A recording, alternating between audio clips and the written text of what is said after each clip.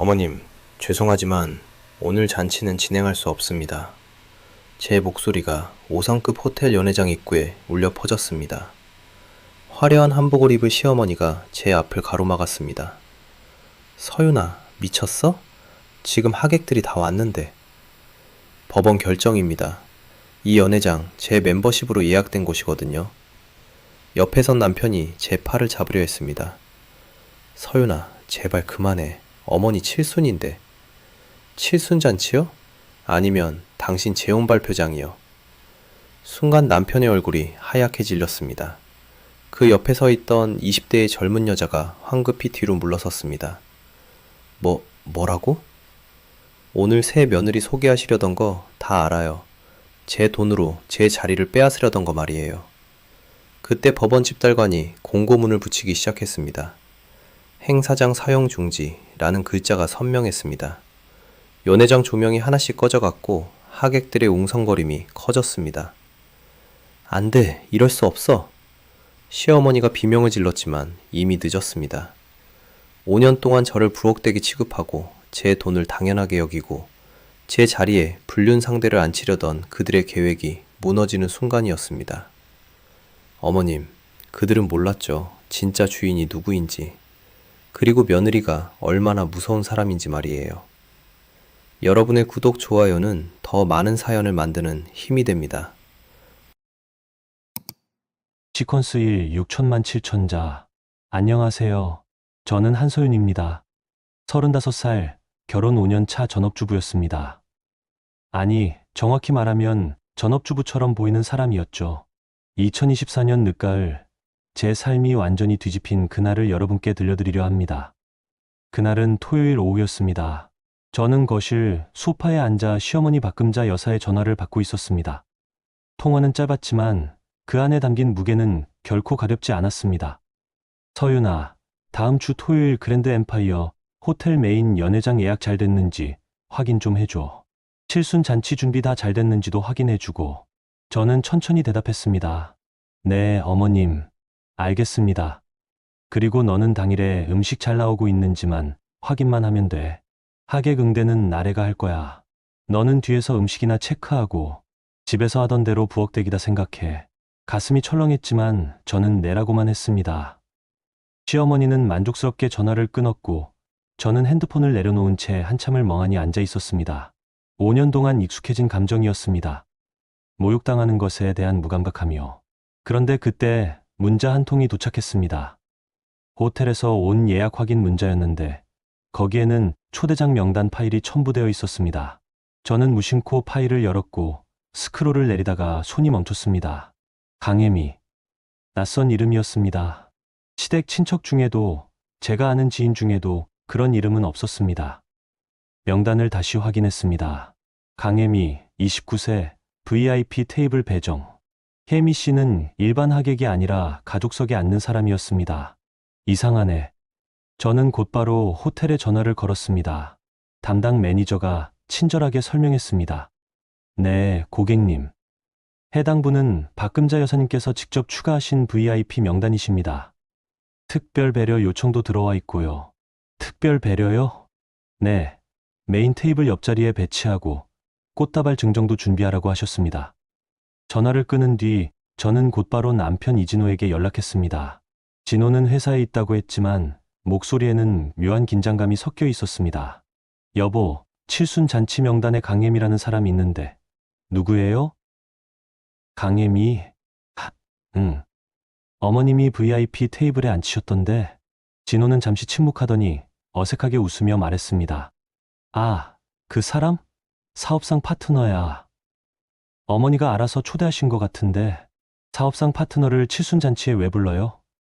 그것도 가족석에? 그냥 인맥 관리 차원이지 뭐. 너무 신경 쓰지 마. 이상한데요. 어머님이 직접 꽃다발까지 준비하라고 하셨어요. 진호의 목소리가 날카로워졌습니다. 서윤아, 그런 거 일일이 캐묻지 말고 그냥 준비나 해. 내일은 예약 확인하고 당일에 부엌 보조하는 거잖아. 그 말에 저는 입을 다물었습니다. 하지만 무언가 잘못되어 간다는 느낌을 지울 수 없었습니다. 저는 그날 밤 잠을 이루지 못했습니다. 새벽 2시 남편이 화장실에 간 사이 저는 그의 핸드폰을 집어들었습니다. 비밀번호는 이미 알고 있었습니다. 제 생일이었으니까요. 카카오톡을 열었습니다. 대화 목록 상단에 캠이라는 이름이 보였습니다. 저는 떨리는 손으로 그 대화방을 눌렀습니다. 오빠, 토요일 기대돼. 드디어 어머님 앞에서 공식적으로 인사드리는 거잖아. 그래. 이번 칠순 잔치가 우리한테는 새로운 시작이야. 서윤 언니는 어떻게 해요? 그날 오나요? 부엌에서 일만 시킬 거야. 하객들 앞에는 안 나오게. 다행이다. 나 긴장돼서 어쩔 줄 모르겠어. 어머님이 날 새 며느리로 소개해 주신다며? 저는 핸드폰을 떨어뜨릴 뻔했습니다. 그 순간 화장실 문이 열리는 소리가 들렸고 저는 재빨리 핸드폰을 제자리에 놓고 침대로 돌아갔습니다. 진호는 아무것도 눈치채지 못한 채 다시 잠들었지만 저는 천장만 바라보며 새벽을 맞았습니다. 다음 날 아침 저는 침착하게 준비를 시작했습니다. 먼저 제가 신뢰하는 김 실장에게 전화를 걸었습니다. 김 실장은 제 아버지 시절부터 우리 가족을 돕던 분이었고 지금은 제 자산 관리를 맡고 있었습니다. 실장님, 급한 일이 있어요. 사무실로 갈게요. 무슨 일이십니까, 사모님? 자세한 건 만나서 말씀드릴게요.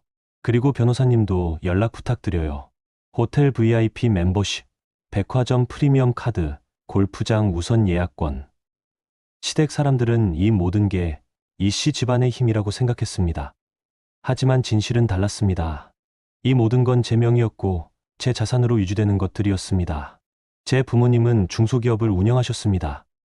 결혼 전 부모님은 제게 회사 지분을 상속하셨는데 당시에는 비상장 회사라 큰 의미가 없었습니다. 그런데 결혼 2년 차에 그 회사가 코스닥에 상장했고 제 지분 가치는 하루아침에 수백억 원이 되었습니다. 저는 그 사실을 시댁에 알리지 않았습니다. 왜냐하면 이미 그때 시댁 사람들의 본색을 보고 있었거든요. 대신 저는 조용히 VIP 멤버십을 구입하고 매달 시어머니께 200만 원씩 용돈을 드렸습니다. 시댁에서는 그게 진호의 월급에서 나온다고 생각했습니다. 저는 돈 많은 집 며느리가 아니라 알뜰한 전업주부로 살기로 했던 겁니다. 만약 제 자산을 알렸다면 그들이 어떻게 나왔을지 뻔했으니까요. 하지만 이제는 달랐습니다. 남편은 불륜을 저질렀고 시어머니는 제 멤버십을 이용해 재혼잔치를 열려고 했습니다. 저를 부엌으로 몰아넣고 제 자리에 다른 여자를 앉히려는 그들의 계획을 저는 더 이상 참을 수 없었습니다. 김 실장의 사무실에 도착했을 때 변호사 송대리도 와 있었습니다. 저는 두 사람 앞에 앉아 차분하게 말했습니다. 이혼 소송 준비하려고 합니다. 그리고 그 전에 먼저 해야 할 일이 있어요. 송대리가 물었습니다. 무슨 일이십니까? 제 멤버십으로 예약된 행사를 막아야 해요. 법적으로 가능한가요? 자세히 설명해 주시겠습니까? 저는 시댁의 계획과 남편의 불륜, 그리고 칠순 잔치의 진짜 목적을 설명했습니다. 송 대리는 고개를 끄덕이며 메모를 했고 김 실장은 조용히 분노하는 표정이었습니다. 가능합니다. 멤버십 명의가 사모님이시고 현재 이혼 소송 준비 단계라면 행위중지 가처분을 신청할 수 있습니다. 상대방이 사모님의 자산을 임의로 사용하려는 것이니까요. 시간이 얼마나 걸리나요? 긴급 처리 요청하면 일주일 안에 가능합니다. 증거가 확실하면 더 빠를 수도 있고요. 저는 핸드폰을 꺼내 진호와 혜미의 대화 내용을 보여줬습니다. 송 대리의 눈빛이 날카로워졌습니다. 충분합니다. 바로 시작하겠습니다. 그날부터 저는 철저하게 준비했습니다. 남편의 불륜 증거를 수집하고 강혜미라는 여자의 신원을 조사했습니다. 김 실장이 알아본 결과 혜미는 S그룹 막내딸이라고 자처하며 다니는 사기꾼이었습니다. 이전에도 비슷한 수법으로 여러 남자들을 속인 전과가 있었습니다. 모든 퍼즐이 맞춰지기 시작했습니다. 시어머니는 진짜 재벌가 딸이 며느리가 된다고 믿었고 진호는 그 거짓말에 올라탄 것이었습니다. 그들은 제 멤버십으로 화려한 무대를 만들고 거기서 새 출발을 선언하려 했던 겁니다. 좋아요. 저는 조용히 웃었습니다. 차가운 웃음이었습니다. 그럼 저도 선물을 준비해야겠네요. 그들이 평생 잊지 못할 선물을요. 시퀀스 이 6천만 7천자. 칠순 잔치 일주일 전 저는 시댁에 불려갔습니다. 시어머니가 잔치 준비 회의를 한다며 온 가족을 모았던 겁니다. 저는 현관문을 열고 들어서면서 이미 거실에 모여 있는 사람들을 봤습니다. 시어머니 박금자, 시누이 이나래, 그리고 남편 진호. 그 옆에는 처음 보는 젊은 여자가 앉아 있었습니다. 긴 생머리에 명품백을 든 화려한 차림의 여자. 강혜미였습니다. 왔어. 앉아.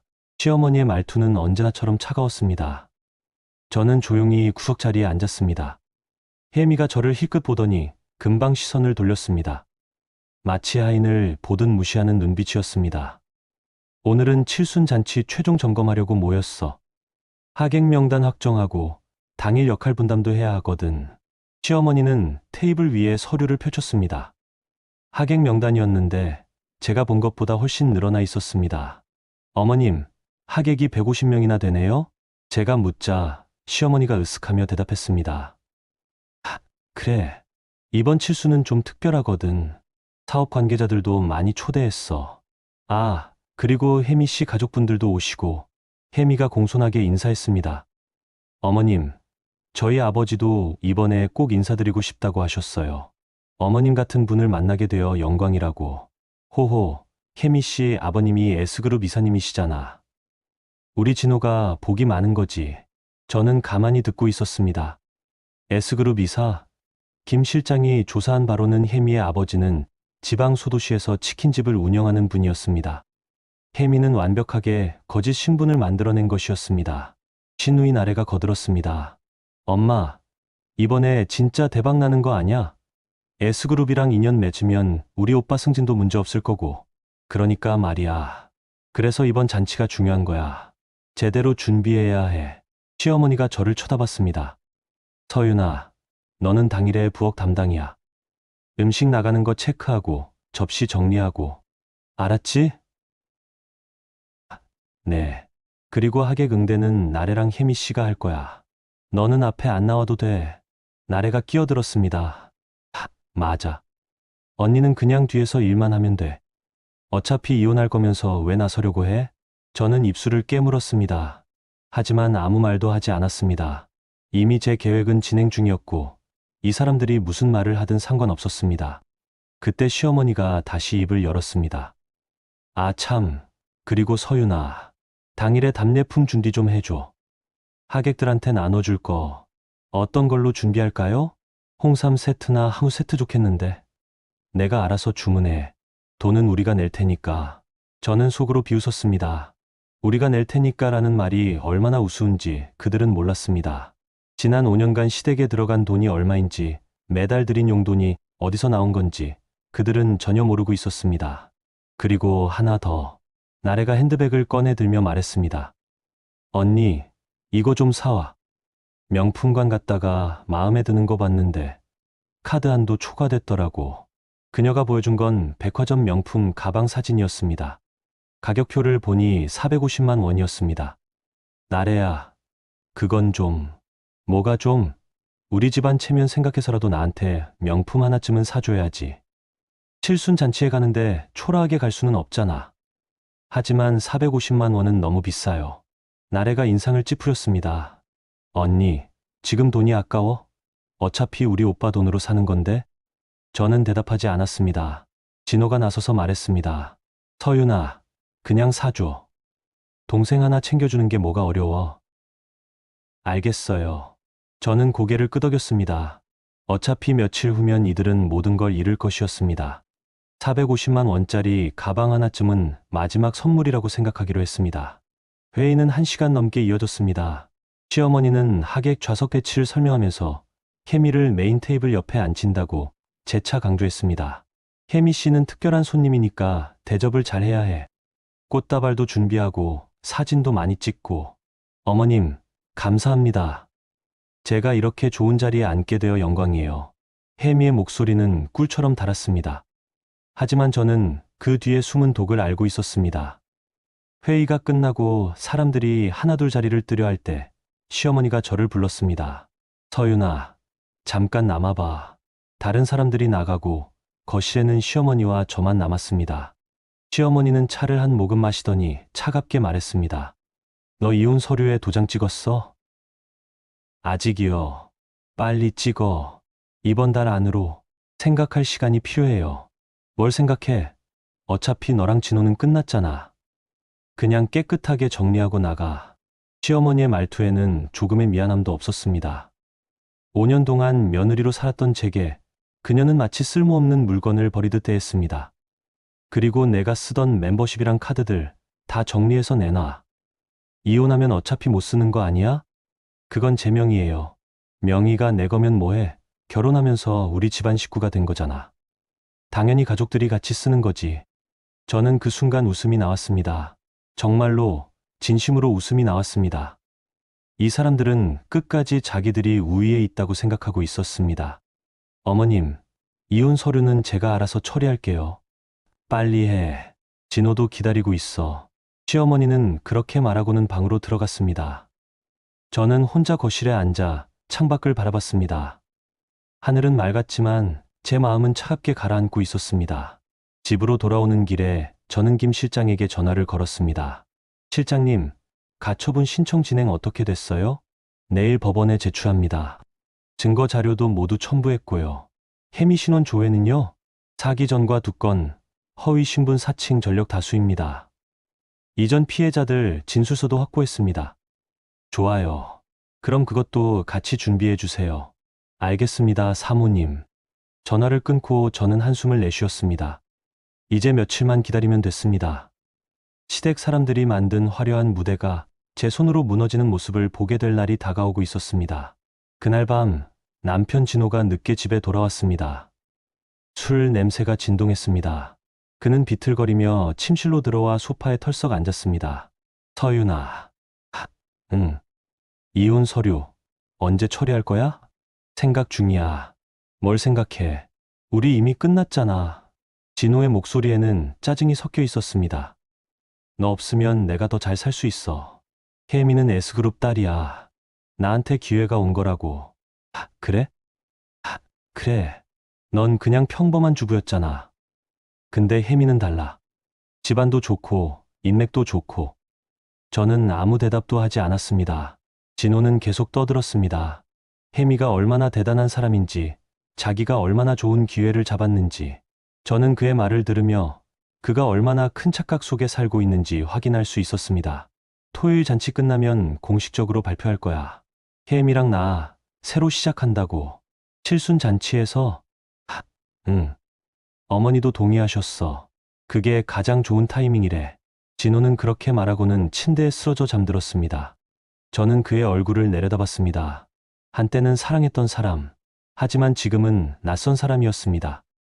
아니, 어쩌면 처음부터 낯선 사람이었을지도 모릅니다. 저는 조용히 일어나 서재로 갔습니다. 책상 위에는 가처분 신청서 사본이 놓여 있었습니다. 법원 직인이 찍힐 그 서류가 머지않아 이 모든 거짓을 무너뜨릴 것이었습니다. 조금만 더 기다려. 저는 혼잣말로 중얼거렸습니다. 복수는 차갑게 정확하게 진행되고 있었습니다. 시퀀스 3 6천만 7천자. 칠순 잔치 일주일 전 저는 그랜드 엠파이어 호텔에 갔습니다. 예약 최종 확인과 답례품 전달을 위해서였죠. 호텔 로비에 들어서자 익숙한 샹들리에와 대리석 바닥이 저를 반겼습니다. 저는 이 호텔의 다이아몬드 VIP 회원이었습니다. 연회비만 3천만 원이 넘는 최상위 등급이었죠. VIP 라운지로 향하는 복도에서 저는 멀리서 익숙한 목소리를 들었습니다. 저희 어머니 칠순 잔치인데요. 최고급으로 준비해 주셔야 해요. 시어머니 목소리였습니다. 저는 걸음을 멈추고 기둥 뒤에 섰습니다. 시어머니는 VIP 데스크 앞에서 직원과 이야기하고 있었고 옆에는 시누이 나래가 서 있었습니다. 네, 박금자 고객님. 모든 준비는 완벽하게 진행 중입니다. 직원의 말에 저는 눈살을 찌푸렸습니다. 박금자 고객님, 멤버십은 제 명의인데 왜 시어머니 이름으로 응대하는 걸까요? 꽃장식은 얼마나 화려하게 해주실 건가요? 메인 테이블에 대형 꽃바구니를 배치하고 입구부터 복도까지 꽃길을 만들어 드릴 예정입니다. 좋아요.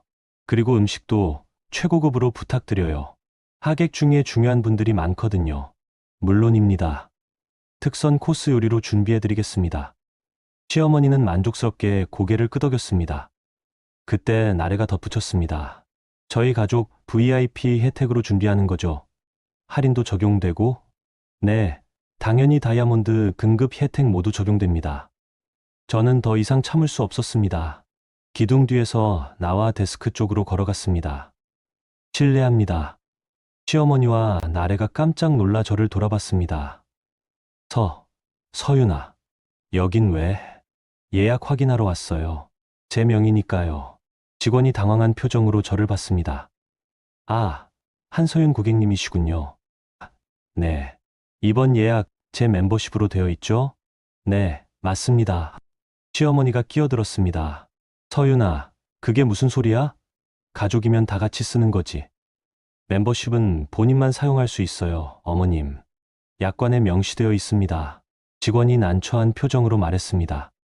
사실 규정상으로는 맞는 말씀이십니다. 다만 가족 동반과 가족명의 사용은 다릅니다. 제 목소리는 차갑게 식어 있었습니다. 시어머니의 얼굴이 붉어졌습니다. 넌 지금 뭐 하는 거야? 시어머니 칠순잔치에 트집 잡으려고? 트집이 아니라 사실을 말씀드리는 거예요.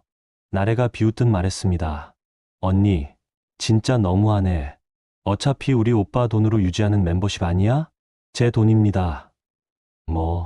이 멤버십, 제 자산으로 유지하는 겁니다. 진호, 오빠 월급이랑은 상관없어요. 시어머니와 나래가 얼어붙었습니다. 하지만 금방 시어머니가 코웃음을 쳤습니다. 에이, 그럴 리가. 내가 무슨 돈이 있어? 확인해 보시면 알 수 있어요. 저는 직원에게 말했습니다. 멤버십 결제 내역 조회 가능한가요? 네, 가능합니다. 본인 확인 후에 신분증 여기 있습니다. 저는 신분증을 내밀었고 직원은 컴퓨터를 확인했습니다. 잠시 후 직원이 조심스럽게 말했습니다. 한서윤 고객님 명의로 결제되고 있습니다. 지난 5년간 연회비와 각종 부대 비용 모두요. 시어머니의 얼굴이 창백해졌습니다. 나래는 믿을 수 없다는 표정으로 저를 봤습니다. 그럼 그동안 우리가 쓴 VIP 혜택은 전부 제 명의로 사용하신 겁니다. 침묵이 흘렀습니다. 시어머니가 겨우 입을 열었습니다. 그래도 가족인데 뭘 그렇게. 어머님, 저한테 이혼 서류에 도장 찍으라고 하셨죠? 그건 이혼하면 가족 아니잖아요. 그럼 이 멤버십도 못 쓰시는 거예요. 시어머니의 입술이 파르르 떨렸습니다. 나래가 다급하게 말했습니다. 엄마, 이거 큰일인데 토요일 잔치는 어떻게 해? 진정해. 아직 이혼 안 했잖아. 시어머니는 애써 침착함을 유지하려 했지만 목소리는 떨리고 있었습니다. 서윤아, 우리 집에 가서 얘기하자. 여기서 이러는 거 아니야. 전 갈 일 없어요. 필요한 얘기는 여기서 다 됐습니다. 저는 직원에게 고개를 끄덕이고 라운지로 향했습니다. 뒤에서 시어머니와 나래가 웅성거리는 소리가 들렸지만 저는 돌아보지 않았습니다. VIP 라운지에 앉아 커피를 마시는데 핸드폰이 울렸습니다. 남편 진호였습니다. 여보, 지금 어디야? 호텔이야. 호텔. 거기서 뭐해? 어머니한테 이상한 말 한 거 사실이야? 이상한 말이 아니라 사실 말한 거야. 넌 미쳤어. 칠순잔치 앞두고 이럴 거야? 진호의 목소리는 화로 가득 차 있었습니다. 나한테 왜 화를 내? 내 돈으로 내 멤버십 쓰는 게 잘못이야? 지금 그게 중요해. 가족 망신시키려고 작정했어? 망신. 저는 웃음이 나왔습니다. 당신이 불륜 저지르고 어머님이 칠순잔치를 재혼 달표장으로 만들려는 건 망신이 아니야? 진호가 말문이 막혔습니다. 잠시 침묵이 흐른 뒤 그가 낮게 말했습니다. 서윤아, 내가 뭘 할 수 있는지 알아? 넌 그냥 평범한 주부야. 우리 없으면 아무것도 아니라고. 그래? 그래. 그러니까 얌전히 있어. 토요일 잔치 때 부엌만 보고 이혼 서류에 도장 찍으면 위자료 좀 챙겨줄게. 얼마? 5천만 원 정도? 저는 핸드폰을 귀에서 떼고 화면을 봤습니다. 5천만 원. 제가 가진 자산의 1000분의 1도 안 되는 금액이었습니다. 이 사람은 정말 끝까지 저를 모르고 있었습니다. 생각해 볼게. 빨리 생각해. 시간 없어. 진호는 전화를 끊었습니다. 저는 핸드폰을 내려놓고 창밖을 바라봤습니다. 서울의 야경이 아름답게 펼쳐져 있었습니다. 이 도시 어딘가에서 진호와 혜미는 제 몰락을 꿈꾸고 있을 것입니다. 하지만 그들은 몰랐습니다. 진짜 몰락은 그들에게 다가오고 있다는 것을요. 라운지를 나서는데 김 실장에게서 문자가 왔습니다. 가처분 신청 접수 완료. 긴급 심리 요청했습니다. 저는 조용히 미소 지었습니다. 이제 시작이었습니다. 그날 저녁 집에 돌아왔을 때 진호는 거실에서 술을 마시고 있었습니다. 테이블 위에는 소주병이 여러 개 놓여 있었습니다. 왔어. 응. 서윤아, 우리 진지하게 얘기 좀 하자. 진호가 소파를 가리켰습니다. 저는 그 맞은편에 앉았습니다. 뭘? 이혼 조건 말이야. 내가 원하는 게 뭐야? 내가 원하는 게, 응. 돈, 아파트, 말해봐. 저는 그를 바라봤습니다. 취한 눈빛, 헝클어진 머리, 풀어헤쳐진 넥타이. 이 사람이 한때는 멋있어 보였습니다. 하지만 지금은 그저 불쌍해 보일 뿐이었습니다. 난 아무것도 원하지 않아. 뭐, 당신한테서 받을 건 아무것도 없어. 그냥 깨끗하게 끝내고 싶어. 그럼 왜 자꾸 문제를 만들어? 내가 문제를 만든 게 아니야. 당신이 만든 거지. 진호가 소주잔을 단숨에 비웠습니다. 알았어. 그럼 토요일까지만 참아. 잔치 끝나면 바로 이혼 서류 처리하자. 그래. 저는 조용히 대답하고 방으로 들어갔습니다. 침대에 누워 천장을 바라보는데 핸드폰이 다시 울렸습니다. 송 변호사였습니다. 사모님, 좋은 소식입니다. 법원에서 긴급 심리 날짜 잡혔습니다. 모레 오전 10시입니다. 그럼 토요일 전에 결정이 나올 수 있나요? 충분히 가능합니다. 증거가 명확하니까요. 감사합니다, 변호사님. 저는 전화를 끊고 눈을 감았습니다. 며칠만 더 기다리면 됐습니다. 토요일, 그들이 만든 화려한 무대가 무너지는 순간을 보게 될 것입니다. 그리고 그때 저는 제 인생의 주도권을 되찾을 것입니다. 시퀀스 4 6천만 7천자. 칠순잔치 전날 밤이었습니다. 저는 시댁에 다시 불려갔습니다. 시어머니가 마지막 준비 점검을 한다며 온 가족을 소집했던 겁니다. 저는 현관문을 열고 들어서면서 이미 익숙해진 냉랭한 공기를 느꼈습니다. 거실에는 시어머니, 시누이 나래, 그리고 남편 진호가 앉아 있었습니다. 테이블 위에는 내일 입을 한복들이 펼쳐져 있었습니다. 왔어. 앉아. 시어머니의 말투는 여전히 차가웠지만 며칠 전보다는 조금 조심스러웠습니다. 아마도 호텔에서 있었던 일 때문일 것입니다. 서윤아, 내일 내가 입을 한복이야. 시어머니가 가장 구석에 놓인 한복을 가리켰습니다. 색이 바랜 회색빛 한복이었습니다. 다른 사람들의 화려한 한복과는 대조적이었습니다. 이걸 입으라고요? 그래. 너는 부엌 담당이니까 화려할 필요 없잖아. 음식 튈 수도 있고. 나래가 비웃듯 말했습니다.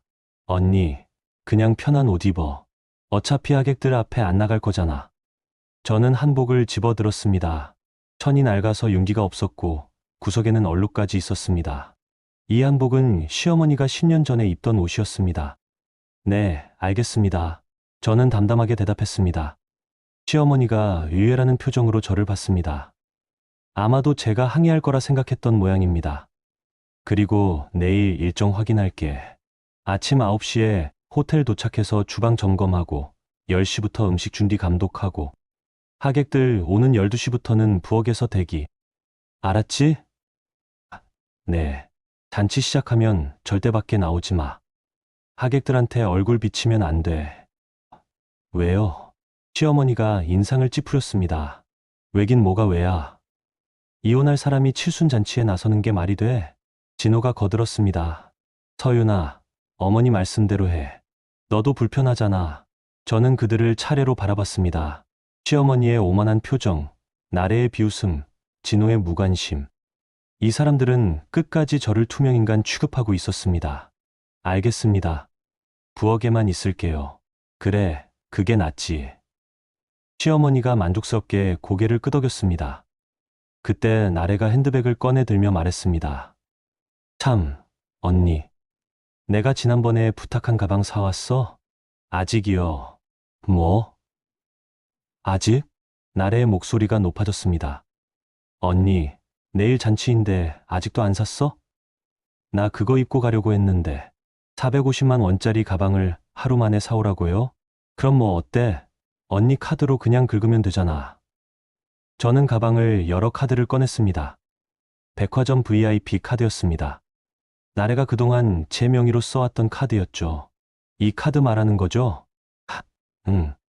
저는 카드를 테이블 위에 올려놓았습니다. 이제 못 써요. 뭐, 한도 정지시켰어요. 어제부터요. 나래의 얼굴이 붉어졌습니다. 언니, 미쳤어? 왜 그런 짓을 해? 제 카드니까요.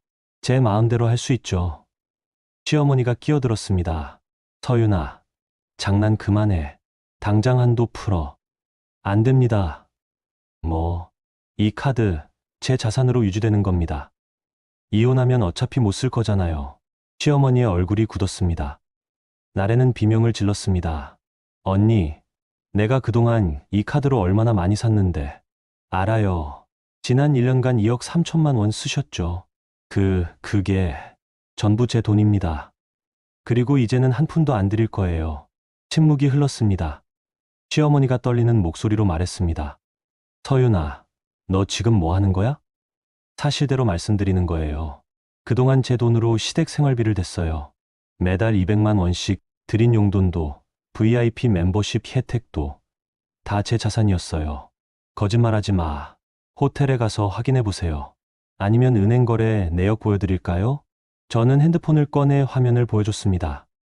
지난 5년간의 거래 내역이 빼곡하게 나열되어 있었습니다. 매달 200만 원씩 시어머니 계좌로 입금된 기록, VIP 멤버십 연회비, 백화점 카드 결제 내역. 시어머니의 얼굴이 창백해졌습니다. 그럼 진호 오빠 월급은 오빠가 다 쓰셨어요. 제가 받은 건 한 푼도 없어요. 진호가 벌떡 일어섰습니다. 서윤아, 이게 무슨 짓이야? 사실을 말하는 거예요. 넌 미쳤어. 내일 칠순잔치인데 이럴 거야? 칠순잔치 맞아요. 그런데 그게 재혼 발표장이 될 줄은 몰랐네요. 진호의 얼굴이 굳었습니다. 시어머니가 당황하며 말했습니다. 무슨 소리야? 어머님, 내일 강혜미 씨 새며느리로 소개하실 거죠? 진호 오빠랑 재혼 발표하시려고요. 시어머니가 말문이 막혔습니다. 나래가 황급히 말했습니다. 언니, 그건 오해야. 우리가 증거 다 있어요. 진호 오빠 핸드폰 대화 내용, 혜미 씨 신원 조회 결과. 전부요. 침묵이 흘렀습니다. 무거운, 질식할 것 같은 침묵이었습니다. 진호가 다가와 제 팔을 잡았습니다. 서윤아, 진정해. 우리 차분하게 얘기하자. 손 떼요. 서윤아, 손 떼라고요. 저는 팔을 뿌리쳤습니다. 진호가 비틀거리며 뒤로 물러섰습니다. 내일 칠순잔치 제대로 진행될지 두고 보세요. 제 멤버십으로 예약된 거니까요. 저는 그렇게 말하고 집을 나섰습니다. 뒤에서 시어머니와 나래가 고함을 지르는 소리가 들렸지만 저는 돌아보지 않았습니다. 차에 올라 시동을 걸었습니다. 핸드폰이 울렸습니다. 송 변호사였습니다. 사모님, 긴급 소식입니다. 무슨 일이세요? 법원에서 가처분 결정이 났습니다. 인용됐습니다. 저는 핸들을 꽉 잡았습니다. 정말요? 네. 내일 오전 9시부터 멤버십 효력 정지 및 시설 이용 금지 가처분이 집행됩니다. 집달관이 직접 호텔로 갈 예정입니다. 감사합니다, 변호사님. 그리고 강혜미 씨 관련 자료도 준비했습니다. 사기 전과 허위 신분 사칭 내역, 피해자 진술서까지 전부요. 내일 사용할 수 있나요? 물론입니다. 제가 직접 가지고 가겠습니다. 전화를 끊고 저는 한참을 차 안에 앉아 있었습니다. 내일이면 모든 게 끝날 것입니다. 시댁 사람들이 만든 거짓 무대가, 진호와 혜미의 계획이 전부 무너질 것입니다. 집으로 돌아와 서재로 들어갔습니다. 책상 위에는 가처분 결정문 사본이 놓여 있었습니다. 법원 직인이 선명하게 찍혀 있었습니다. 행위 중지 가처분 인용. 피신청인들은 신청인 명의의 호텔 VIP 멤버십을 이용한 일체의 행사 진행을 중지할 것. 저는 서류를 천천히 읽었습니다. 한 줄 한 줄이 제 복수를 확정하는 문장들이었습니다. 그날 밤 저는 잠들지 못했습니다. 창밖으로 새벽이 밝아오는 걸 보면서 저는 준비를 시작했습니다. 샤워를 하고 옷을 입고 화장을 했습니다. 시어머니가 준 낡은 한복이 아니라 제가 직접 준비한 우아한 정장을 입었습니다. 거울을 보며 저는 조용히 말했습니다. 오늘이 마지막이야. 더 이상 당하고 살지 않을 거야. 오전 8시 김 실장에게서 전화가 왔습니다. 사모님, 준비 완료됐습니다. 집달관과 호텔 보안팀이 대기 중입니다. 좋아요. 제가 곧 도착할게요. 사모님, 오늘 꼭 이기셔야 합니다. 이길 거예요. 반드시요. 저는 전화를 끊고 가방을 들었습니다. 가방 안에는 가처분 결정문, 불륜 증거 자료, 케미 신원 조회 결과가 들어 있었습니다. 제 무기들이었습니다. 현관문을 나서면서 저는 뒤돌아보지 않았습니다. 이 집에서의 5년이 오늘로 끝날 것이기 때문입니다. 차에 올라 호텔을 향해 출발했습니다. 서울의 아침 풍경이 창밖으로 스쳐 지나갔습니다. 평범한 토요일 아침이었지만 저에게는 특별한 날이었습니다. 이제 시작이야. 저는 혼잣말로 중얼거렸습니다. 복수의 막이 오르는 순간이 다가오고 있었습니다. 여러분, 여기까지 들으시니 어떠세요? 서윤 씨가 5년 동안 참아왔던 모욕과 배신, 그 모든 게 이제 폭발하려 하고 있습니다. 시댁 사람들은 아직도 자신들이 우위에 있다고 생각하고 있지만 진실은 정반대죠. 내일 칠순 잔치장에서 과연 무슨 일이 벌어질까요? 화려한 무대가 준비되어 있지만 그 무대 자체가 무너질 예정입니다. 서윤 씨의 반격이 본격적으로 시작됩니다. 그럼 여러분, 다음 이야기도 계속 들어봐 주세요. 시퀀스 5 6천만 7천자. 칠순 잔치 당일 토요일 아침 9시였습니다. 저는 그랜드 엠파이어 호텔 주차장에 차를 세웠습니다. 멀리서 김 실장이 다가오는 게 보였고 그 옆에는 정장 차림의 두 남자가 서 있었습니다. 사모님, 소개하겠습니다. 서울중앙지법 박 집달관님과 최 변호사님이십니다. 저는 정중하게 인사했습니다. 한서윤입니다. 수고하시겠습니다.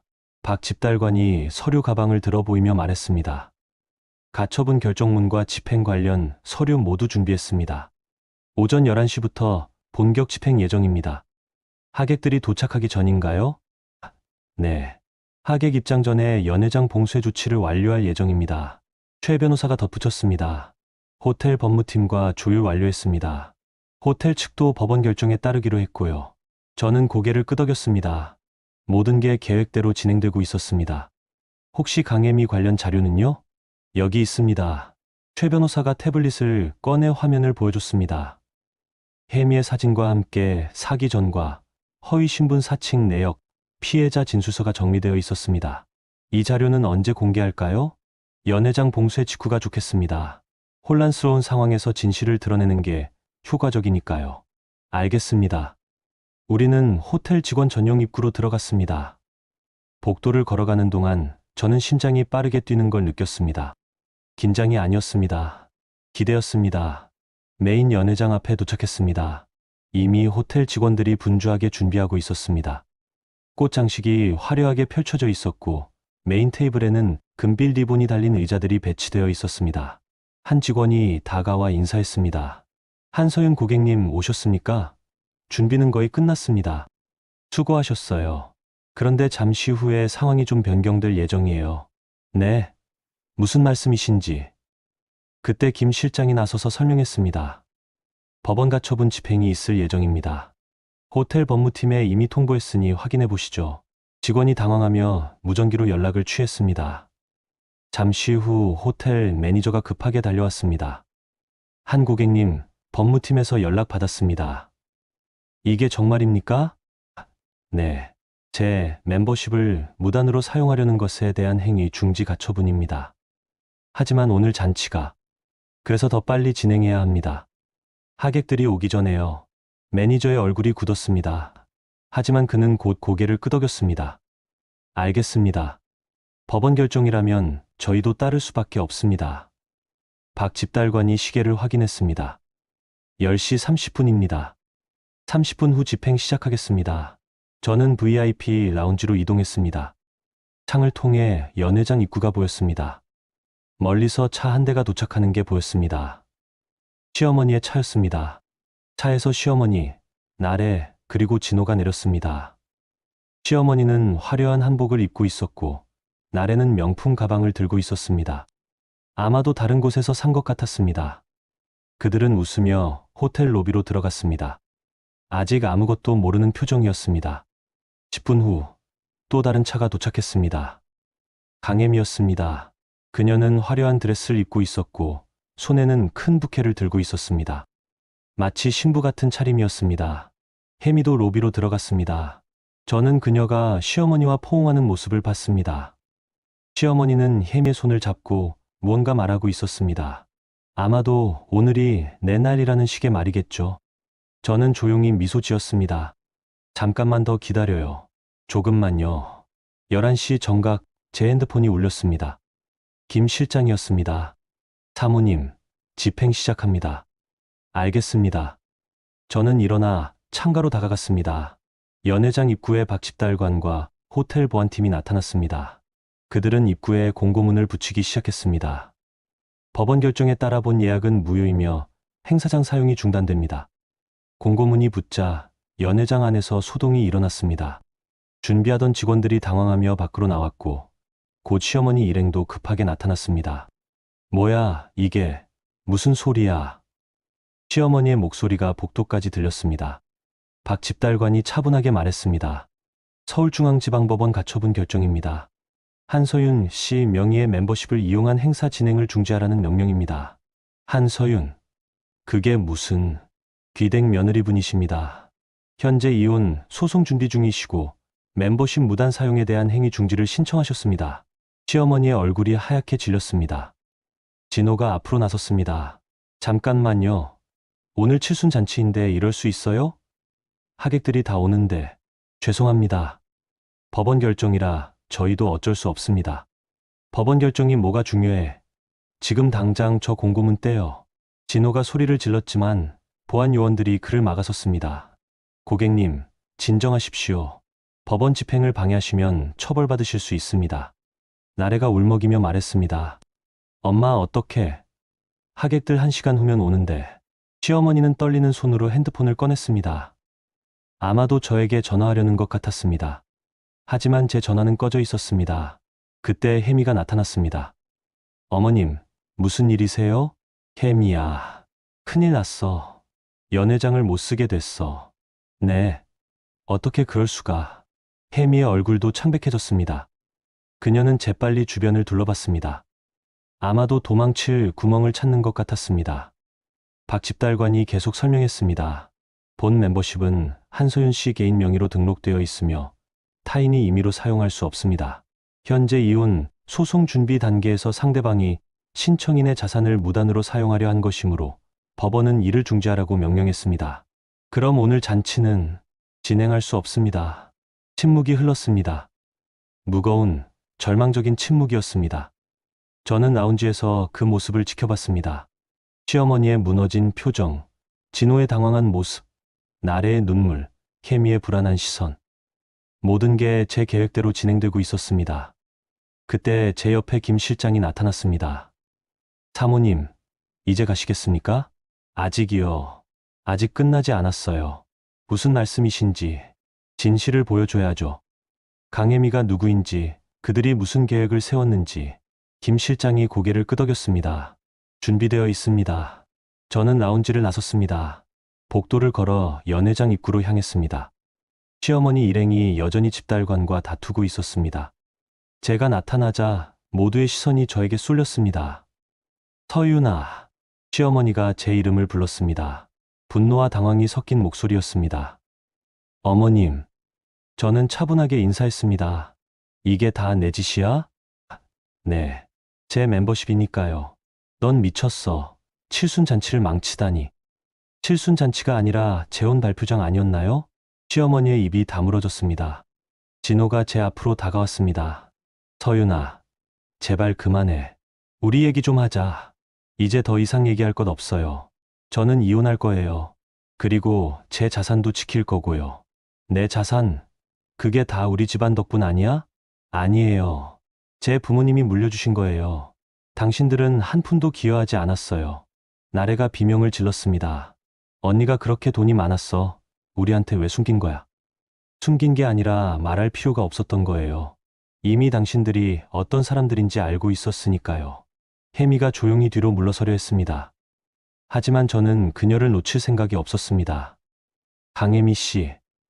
혜미가 굳은 표정으로 저를 봤습니다. 네. S그룹 막내딸이라고 하셨죠? 네. 거짓말이에요. 혜미의 얼굴이 창백해졌습니다. 뭐라고요? 당신은 사기꾼이에요. 이전에도 비슷한 수법으로 여러 남자들을 속였죠. 그건 거짓말이에요. 증거 있어요. 저는 김 실장에게 눈짓했습니다. 김 실장이 태블릿을 꺼내 들었습니다. 이게 뭐예요? 시어머니가 태블릿을 보더니 얼굴이 굳었습니다. 거기에는 혜미의 사기 전과와 허위 신분 사칭 내역이 상세하게 정리되어 있었습니다. 이건 강혜미, 본명 강미선, 사기 전과 2건, 허위 신분 사칭 다수. S그룹과는 아무 관계 없는 사람입니다. 침묵이 흘렀습니다. 시어머니가 혜미를 돌아봤습니다. 혜미야, 이게 사실이야? 혜미는 대답하지 못했습니다. 그녀의 침묵이 모든 것을 증명했습니다. 진호가 비틀거리며 벽에 기댔습니다. 이럴 수가. 저는 그들을 차례로 바라봤습니다. 이제 아시겠어요? 당신들이 얼마나 큰 착각 속에 살았는지. 시어머니가 주저앉았습니다. 5년 동안 며느리를 무시하고 멤버십을 당연하게 여기고 재혼 잔치까지 계획했던 그 오만함이 한순간에 무너지는 순간이었습니다. 저는 돌아서서 걸어가기 시작했습니다. 뒤에서 진호가 제 이름을 불렀지만 저는 돌아보지 않았습니다. 이제 끝이에요. 당신들과는요. 저는 조용히 말하고 호텔을 떠났습니다. 시퀀스 6천만 7천자. 연회장 밖으로 나온 저는 잠시 복도에 멈춰 섰습니다. 숨을 고르는 시간이 필요했습니다. 5년간 쌓인 감정이 한꺼번에 터져 나오려 했지만 저는 침착함을 유지해야 했습니다. 아직 끝나지 않았으니까요. 김 실장이 조용히 다가왔습니다. 사모님, 괜찮으십니까? 네, 괜찮아요. 하객들이 곧 도착할 시간입니다. 알아요. 그래서 더 정확하게 마무리해야죠. 저는 다시 연회장 입구로 돌아갔습니다. 시어머니 일행은 여전히 그곳에 있었습니다.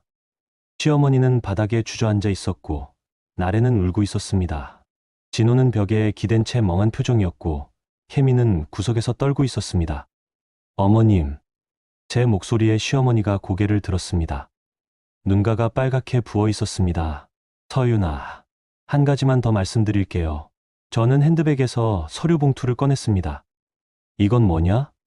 지난 5년간 제가 시댁에 지원한 금액 내역서예요. 매달 드린 용돈 200만 원, VIP 멤버십 연회비와 이용료, 백화점 카드 결제 내역, 전부 합치면 12억 7천만 원입니다. 시어머니의 눈이 커졌습니다. 12억? 네. 그리고 이건 반환 청구서예요. 이혼 소송과 함께 제출할 예정입니다. 반환 청구? 제 돈이었으니까요. 당신들이 허락 없이 사용한 거죠. 나래가 비명을 질렀습니다.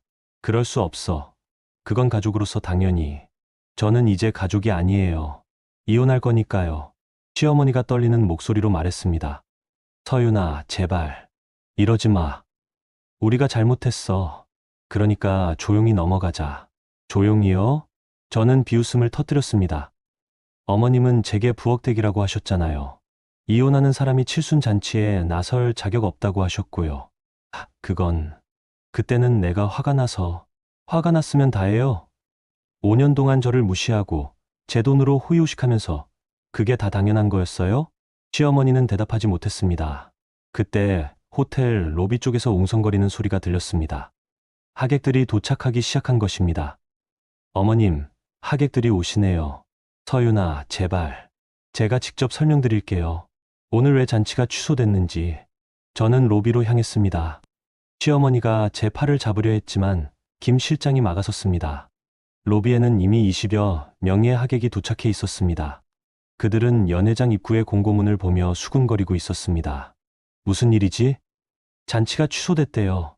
왜? 무슨 일이 있었던 거야?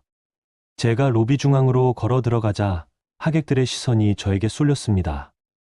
안녕하세요. 저는 한소윤입니다. 박금자 여사의 며느리였던 사람이에요. 며느리? 네. 그리고 오늘 말씀드릴 게 있어서 이렇게 나왔습니다. 하객들이 조용해졌습니다. 저는 침착하게 말을 이었습니다. 오늘 칠순잔치는 취소됐습니다. 제 멤버십으로 예약된 행사였는데 시댁에서 제 허락 없이 사용하려 했거든요. 허락 없이? 네. 그리고 사실 오늘 잔치는 단순한 칠순잔치가 아니었어요. 제 남편의 재혼 발표장으로 계획된 거였습니다. 웅성거림이 커졌습니다. 재혼 발표?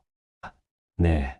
제 남편 이진호는 강혜미라는 여자와 불륜 관계였고 시어머니는 그 여자를 새며느리로 소개하려 했습니다. 제가 아직 이혼도 하지 않은 상태에서요. 하객들이 충격을 받은 표정으로 서로를 바라봤습니다. 그때 시어머니가 로비로 달려왔습니다. 서윤아, 그만해. 왜요? 사실인데요. 손님들 앞에서 이러는 거 아니야. 어머님은 손님들 앞에서 저를 부엌대기로 만들려 하셨잖아요. 이게 뭐가 다릅니까? 시어머니가 말문이 막혔습니다. 저는 하객들을 향해 다시 말했습니다. 그리고 강혜미라는 여자는 사기꾼입니다. S그룹 막내딸이라고 거짓말하며 제 남편과 시댁을 속였어요. 증거도 있습니다. 김 실장이 태블릿을 들고 와서 하객 몇 명에게 보여줬습니다. 하객들의 표정이 점점 굳어갔습니다. 이럴 수가. 완전히 속은 거네요. 진호가 로비로 뛰어들어왔습니다. 서윤아, 당장 그만둬. 왜요? 당신이 한 짓인데. 이게 다 내 복수야? 이렇게 우리 가족을 망신시키려고? 복수가 아니라 진실이에요. 당신들이 저에게 한 것들을 그대로 보여주는 것뿐이에요. 하객들 사이에서 누군가 말했습니다. 박 여사, 이게 정말입니까? 시어머니는 대답하지 못했습니다. 그녀의 침묵이 모든 것을 증명했습니다. 하객들이 하나둘 자리를 떠나기 시작했습니다. 이런 행사에 와서는 안 되겠군요. 완전히 속았네. 칠순잔치라길래 왔는데 며느리를 이렇게 대하다니. 로비가 점점 비어갔습니다. 시어머니는 무너져 내리듯 소파에 앉았고 나래는 계속 울고 있었습니다. 진호가 제 앞으로 다가왔습니다. 서윤아, 내가 이기고 싶었던 거야? 이제 만족해? 아니요. 아직 안 끝났어요.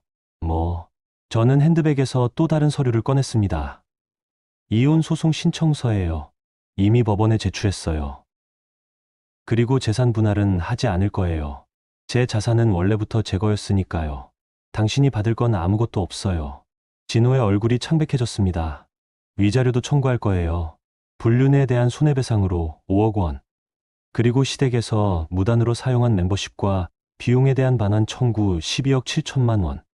그럴 수 없어. 할 수 있어요. 변호사님이 이미 확인하셨거든요. 나래가 비명을 질렀습니다. 17억. 우리가 어떻게 17억을 내? 그건 당신들 문제예요.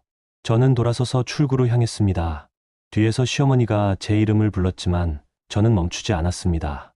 호텔 밖으로 나오자 차가운 공기가 제 얼굴을 스쳤습니다. 저는 깊게 숨을 들이마셨습니다. 5년 만에 처음으로 자유로운 숨이었습니다. 김 실장이 차 문을 열어줬습니다. 사모님, 수고하셨습니다. 아직 끝나지 않았어요. 실장님, 무슨 말씀이신지. 진실은 많은 사람들이 알아야 해요. 그래야 이런 일이 다시 일어나지 않으니까요. 저는 차에 올라 핸드폰을 꺼냈습니다. 그리고 SNS에 간단한 글을 올렸습니다. 오늘 제 시어머니의 칠순잔치가 있었습니다. 하지만 그 잔치는 제 남편의 재혼 달표장으로 계획된 것이었죠. 저는 그들의 계획을 막았습니다. 제 멤버십으로 예약된 행사였으니까요. 진실은 언제나 드러나기 마련입니다. 그리고 저는 이제 자유입니다. 글을 올리고 핸드폰을 내려놓자 곧바로 댓글과 공유가 폭발적으로 늘어났습니다. 대단하세요. 잘하셨어요. 응원합니다. 저도 비슷한 경험이 있어요. 용기 내주셔서 감사합니다. 저는 창밖을 바라봤습니다. 서울의 거리가 평화롭게 흘러가고 있었습니다. 이제 새로운 시작이에요. 저는 혼잣말로 중얼거렸습니다. 그리고 차는 조용히 출발했습니다. 시퀀스 7 6천만 7천자. 호텔을 떠난 저는 법률사무소로 향했습니다. 송 변호사와 최종 정리를 해야 했으니까요. 차 안에서 제 핸드폰은 계속 울렸습니다. 진호, 시어머니, 나래 모두 제게 전화를 걸었지만 저는 받지 않았습니다. 더 이상 그들과 할 말은 없었습니다. 법률사무소에 도착하자 송 변호사가 회의실에서 기다리고 있었습니다. 사모님, 수고 많으셨습니다.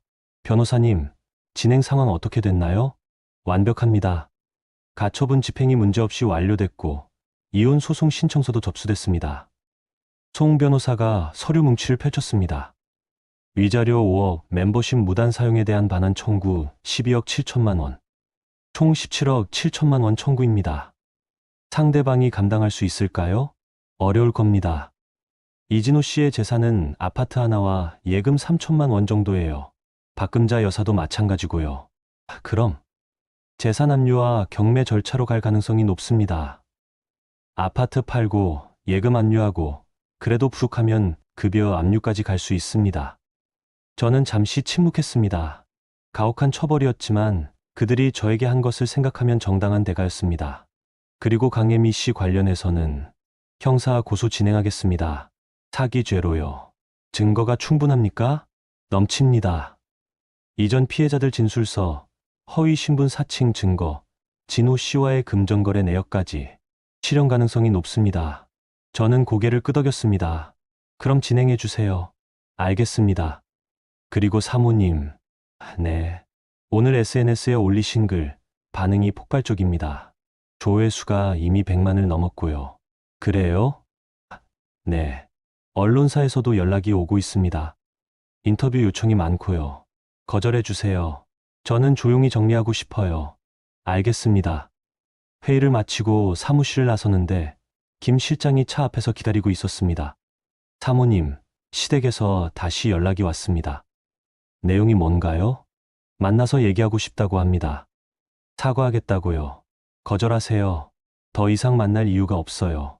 알겠습니다. 차에 올라 집으로 향했습니다. 아니, 이제는 집이라고 부를 수 없는 곳이었습니다. 진호와 함께 살던 아파트는 이미 제게 아무 의미 없는 공간이었으니까요. 아파트에 도착해 짐을 싸기 시작했습니다. 옷, 책, 개인 물품들. 많지 않았습니다.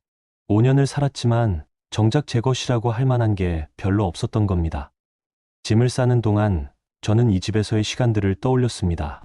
결혼 첫날의 설렘, 시댁 식구들과의 첫 만남, 그리고 서서히 깨져가던 환상들. 모든 게 주마등처럼 스쳐 지나갔습니다. 현관문이 열리는 소리가 들렸습니다. 진호였습니다. 서윤아. 그의 목소리는 지쳐 있었습니다.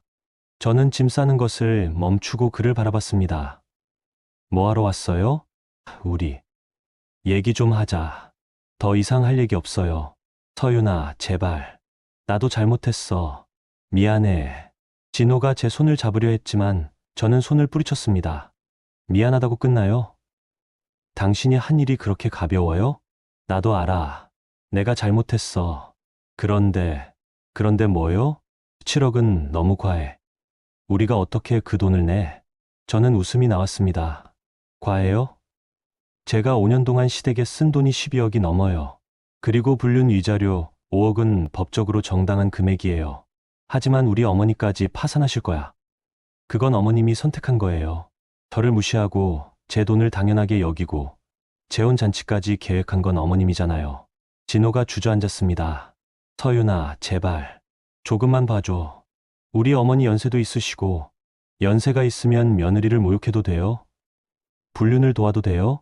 그건 아니지만 당신들은 한 번도 저를 가족으로 대하지 않았어요.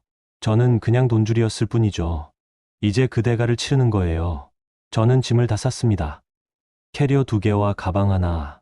5년의 흔적이 그게 전부였습니다. 저 갈게요. 열쇠는 테이블에 놔둘게요. 서윤아. 진호가 제 팔을 잡았습니다. 하지만 저는 차갑게 그를 바라봤습니다. 손 떼요. 안 그러면 경찰 부를 거예요. 진호의 손이 떨어졌습니다. 저는 짐을 끌고 현관문으로 향했습니다. 서윤아, 정말 이렇게 끝내는 거야? 저는 잠시 멈춰 섰습니다. 뒤돌아보지 않고 말했습니다. 당신이 끝낸 거예요. 불륜을 저지르고 저를 배신한 순간. 그리고 저는 문을 열고 나갔습니다. 복도를 걷는 동안 뒤에서 진호가 우는 소리가 들렸습니다. 하지만 저는 돌아보지 않았습니다. 엘리베이터를 타고 내려가면서 저는 거울에 비친 제 얼굴을 봤습니다. 창백했지만 눈빛은 확고했습니다. 저는 올바른 선택을 한 것입니다. 지하 주차장에서 김 실장이 기다리고 있었습니다. 사모님, 어디로 가시겠습니까? 호텔로 가요. 당분간 거기서 지낼 거예요. 알겠습니다. 차가 출발했습니다. 아파트가 점점 멀어졌습니다. 저는 창밖을 바라보며 생각했습니다. 이제 정말 끝났구나. 그날 밤 호텔 스위트룸에서 저는 뉴스를 봤습니다. 놀랍게도 오늘 일인 뉴스에 나왔습니다. 한 여성이 시댁의 부당한 대우와 남편의 불륜에 맞서 법적 조치를 취해 화제가 되고 있습니다. SNS에 올라온 글이 100만 조회수를 넘겼고 많은 사람들이 응원을 보내고 있습니다. 화면에는 오늘 호텔 연회장 입구에 공고문 사진이 나왔습니다. 그리고 제가 올린 SNS 글도 소개됐습니다. 전문가들은 이번 사건이 가족 내 경제적 투명성과 배우자 간 신뢰의 중요성을 보여주는 사례라고 분석하고 있습니다. 저는 TV를 껐습니다. 유명해지고 싶지는 않았습니다. 다만 제 이야기가 누군가에게 용기가 되었으면 했습니다. 저처럼 부당한 대우를 받는 사람들에게요. 핸드폰이 울렸습니다. 모르는 번호였습니다. 여보세요? 한소윤 씨입니까? 저는 KBS 시사 프로그램 PD인데요. 죄송하지만 인터뷰는 사양하겠습니다. 아, 그렇지만 제 이야기는 이미 충분히 알려졌어요. 더 이상 공개할 건 없습니다. 전화를 끊고 저는 침대에 누웠습니다. 천장을 바라보며 저는 오늘 하루를 되돌아봤습니다. 칠순 잔치 취소, 가처분 집행, 진실 폭로, 이혼 소송 신청. 모든 게 제 계획대로 진행됐습니다. 하지만 마음 한구석이 비어 있는 것 같았습니다. 이게 복수의 끝일까? 아니면 시작일까? 저는 눈을 감았습니다. 내일부터는 진짜 제 인생이 시작될 것입니다. 더 이상 누구의 며느리도 누구의 아내도 아닌 한소윤으로 살아가는 삶이요. 시퀀스 8 6천만 7천자. 일주일이 지났습니다. 그 사이 많은 일들이 있었습니다. 이혼 소송이 본격적으로 시작됐고 강혜미는 사기죄로 구속됐습니다. 시댁에서는 매일같이 연락이 왔지만 저는 모두 무시했습니다. 그리고 오늘 저는 특별한 장소에 왔습니다. 다시 그랜드 엠파이어 호텔이었습니다. 하지만 이번에는 다른 목적이었죠. 호텔 로비에는 지난주 칠순잔치에 왔던 하객들이 다시 모여 있었습니다. 저는 그들을 초대했습니다. 진실을 제대로 알리기 위해서였습니다. 여러분, 오늘 와주셔서 감사합니다. 제 인사에 하객들이 고개를 끄덕였습니다. 지난주에 있었던 일, 많이 놀라셨죠? 네, 정말 충격이었어요. 저도 마찬가지였습니다. 하지만 진실을 알리는 게 중요하다고 생각했어요. 그래서 여러분을 다시 초대했습니다. 저는 준비한 자료들을 나눠뒀습니다. 지난 5년간의 거래, 내역, 진호의 불륜 증거, 혜미의 사기 전과 모든 것이 명확하게 정리되어 있었습니다. 이게 제가 겪은 일들입니다. 그리고 여러분께 부탁이 있어요. 무슨 부탁이신가요? 이 이야기를 많은 사람들에게 알려주세요. 제가 특별한 사람이라서가 아니라 이런 일이 다시는 일어나지 않게 하기 위해서예요. 한 할머니가 제 손을 잡았습니다. 서윤 씨, 정말 용기 있는 분이에요. 저도 젊었을 때 비슷한 일을 겪었는데 참고만 살았거든요. 당신처럼 맞서지 못했어요. 할머니, 당신은 잘하셨어요. 자신을 지킨 거예요. 다른 하객들도 하나둘 말을 못했습니다. 우리가 소문내드릴게요. 박 여사가 얼마나 잘못했는지. 그리고 진호 씨도요. 불륜을 저지르고도 뻔뻔하게 칠순잔치에서 발표하려 했다니. 강혜미 그 여자는 감옥에서 반성해야 해요. 저는 고개를 숙여 인사했습니다. 감사합니다, 여러분. 하객들이 하나씩 떠나면서 그들은 각자 제 이야기를 퍼뜨릴 것입니다. SNS에, 지인들에게, 가족들에게, 그리고 그 이야기는 점점 더 많은 사람들에게 전해질 것입니다. 마지막 하객이 떠나고 저는 혼자 로비에 앉아 있었습니다. 창밖으로 서울의 야경이 펼쳐져 있었습니다. 아름답고 평화로운 풍경이었습니다. 김 실장이 다가왔습니다. 사모님, 송 변호사님께서 연락 오셨습니다. 무슨 내용인가요? 이진호 씨 측에서 합의를 제안했습니다. 합의요? 네. 17억 7천만 원을 5년에 걸쳐 분할 상환하겠다고 합니다. 그리고 즉시 이혼에 합의하고요. 저는 잠시 생각했습니다. 5년 분할 상환. 그들에게는 가혹한 조건이겠지만 현실적으로 최선의 방법이었습니다. 받아들이세요. 대신 조건이 있어요. 무슨 조건이신지요? 앞으로 저에게 절대 연락하지 말 것. 그리고 제 이름을 함부로 언급하지 말 것. 알겠습니다. 전달하겠습니다. 김 실장이 전화를 하러 자리를 떴습니다. 저는 다시 창밖을 바라봤습니다. 이제 정말 끝이구나. 복수는 끝났습니다. 하지만 제 인생은 이제 시작이었습니다. 더 이상 누구의 며느리도 누구의 아내도 아닌 한소윤으로 살아갈 시간이었습니다. 며칠 후 저는 출국 준비를 했습니다. 잠시 떠나서 생각을 정리하고 싶었습니다. 유럽 여행을 계획했습니다. 파리, 런던, 로마. 가보고 싶었던 곳들이었습니다. 공항으로 가는 차 안에서 저는 마지막으로 SNS를 확인했습니다. 제 글은 이제 500만 조회수를 넘었고 수천 개의 댓글이 달려 있었습니다. 용기 내주셔서 감사합니다. 당신 덕분에 저도 용기를 냈어요. 응원합니다. 행복하세요. 저는 조용히 미소 지었습니다. 제 이야기가 누군가에게 힘이 되었다니 그것만으로도 충분했습니다. 공항에 도착해 체크인을 마쳤습니다. 출국장으로 향하는 길에 저는 잠시 멈춰섰습니다. 뒤돌아봤습니다. 한국, 서울, 제가 5년을 살았던 곳. 안녕, 과거의 나. 저는 돌아서서 출국장으로 걸어갔습니다. 새로운 미래를 향해서요. 비행기 안에서 저는 창밖을 바라봤습니다. 구름 위로 펼쳐진 하늘은 끝없이 넓었습니다. 마치 제 앞에 펼쳐진 가능성처럼요. 이제 진짜 내 인생이야. 저는 눈을 감았습니다. 더 이상 두렵지 않았습니다. 불안하지도 않았습니다. 저는 제 선택을 믿었고 제 미래를 믿었습니다. 한 달 후, 저는 파리의 작은 카페에 앉아 있었습니다. 에스프레소를 마시며 사람들을 구경하고 있었죠. 평화로운 오후였습니다. 핸드폰이 울렸습니다. 김 실장이었습니다. 사모님, 좋은 소식입니다. 무슨 일이세요? 이혼이 최종 확정됐습니다. 그리고 첫 상환금도 입금됐습니다. 그래요? 잘 됐네요. 그리고 사모님, 네, 박금자 여사가 시댁집을 팔았답니다. 17억 갚느라요. 저는 잠시 침묵했습니다. 시댁집. 시어머니가 평생 살았던 그 집을 팔았다니 복잡한 감정이 들었습니다. 그래요. 후회하십니까? 아니요. 그들이 선택한 거예요. 저를 무시하고 배신한 대가죠.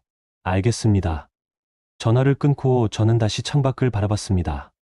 파리의 거리는 여전히 아름다웠습니다. 미안하지 않아. 전혀. 저는 에스프레소를 다 마시고 일어섰습니다. 오늘은 루브르 박물관에 갈 예정이었습니다. 새로운 경험, 새로운 하루. 제 인생은 이제 제 것이었습니다. 몇 달 후, 저는 한국으로 돌아왔습니다. 하지만 예전의 제가 아니었습니다. 더 강해졌고, 더 확신에 차 있었습니다. 새 아파트를 구했습니다. 한강이 보이는 넓은 곳이었습니다. 제 돈으로, 제 이름으로, 진짜 제 집이었습니다. 그리고 새로운 일도 시작했습니다. 부당한 대우를 받는 여성들을 돕는 재단을 만들었습니다. 제 경험을 바탕으로 다른 사람들에게 힘이 되고 싶었습니다. 재단 개소식 날 많은 사람들이 왔습니다. 지난 칠순 잔치에 왔던 하객들도 있었고 SNS를 통해 저를 알게 된 사람들도 있었습니다. 서윤 씨, 정말 대단해요. 당신 덕분에 저도 용기를 냈어요. 이혼 소송 시작했어요. 응원합니다. 계속 힘내세요. 저는 그들의 손을 하나씩 잡으며 말했습니다. 여러분도 할 수 있어요. 당신 자신을 지키세요. 그게 가장 중요한 거예요. 개소식이 끝나고 저는 혼자 사무실에 앉아 있었습니다. 창밖으로 한강이 보였습니다. 평화로운 풍경이었습니다. 김 실장이 들어왔습니다. 사모님, 성공적인 개소식이었습니다. 감사해요, 실장님. 실장님이 옆에 계셔서 가능했어요. 제가 한 일은 별로 없습니다. 사모님이 용기를 내신 거죠. 저는 고개를 끄덕였습니다. 그리고 사모님, 네. 이진호 씨가 편지를 보냈습니다. 편지요? 김 실장이 봉투를 건넸습니다. 저는 잠시 망설이다가 봉투를 열었습니다. 서윤에게, 정말 미안해. 내가 얼마나 잘못했는지 이제야 깨달았어. 너는 내 인생에서 가장 소중한 사람이었는데 나는 그걸 몰랐어.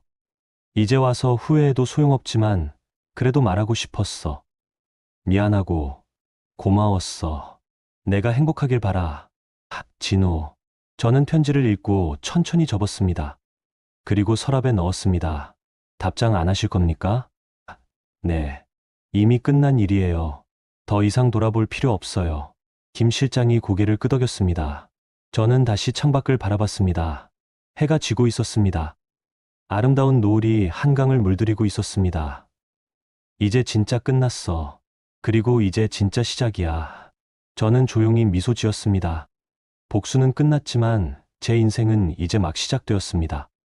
그리고 이번에는 정말로 제 방식대로 살아갈 것입니다. 여러분, 오늘 이야기 어떠셨어요? 한서윤 씨의 이야기를 처음부터 끝까지 함께 들으셨는데요. 참 많은 감정이 교차했을 것 같습니다. 5년 동안 참고 견디며 살았던 며느리가 결국은 자신의 힘으로 일어선 이야기였습니다. 돌이켜보면 서윤 씨는 처음부터 강한 사람이었던 것 같아요. 다만 그 강함을 드러낼 필요가 없었을 뿐이죠. 하지만 시댁의 끊임없는 모욕과 남편의 배신이 결국 그녀를 움직이게 만들었습니다. 그리고 그 결과는 모두가 보셨듯이 완벽한 역전이었습니다. 이 이야기가 주는 교훈은 무엇일까요? 저는 이렇게 생각합니다. 누구도 당신을 함부로 대할 권리가 없다는 것, 그리고 부당한 대우를 받을 때 참는 것만이 미덕이 아니라는 것입니다. 때로는 서윤 씨처럼 당당하게 맞서는 용기가 필요합니다. 물론 모든 상황이 서윤 씨처럼 해결될 수는 없을 거예요. 하지만 중요한 건 자신을 지키려는 의지입니다. 자신의 권리를 알고 부당함에 맞서는 용기를 내는 것이죠. 누구나 살아가면서 다양한 선택의 순간을 마주합니다. 참을 것인가, 맞설 것인가, 용서할 것인가, 벌을 줄 것인가. 서윤 씨는 자신의 방식을 선택했고 그 결과를 책임졌습니다. 그리고 그 선택은 그녀에게 새로운 시작을 가져다 줬습니다. 여러분께도 이 이야기가 작은 위로와 지혜가 되었으면 좋겠습니다. 부당한 대우를 받고 계신다면 용기를 내세요. 당신에게도 서윤 씨처럼 일어설 힘이 있습니다. 오늘 이야기는 여기까지입니다. 들어주셔서 감사합니다. 구독과 좋아요 부탁드립니다. 여러분의 응원이 더 많은 이야기를 만드는 힘이 됩니다. 다음에 또 좋은 이야기로 찾아뵙겠습니다.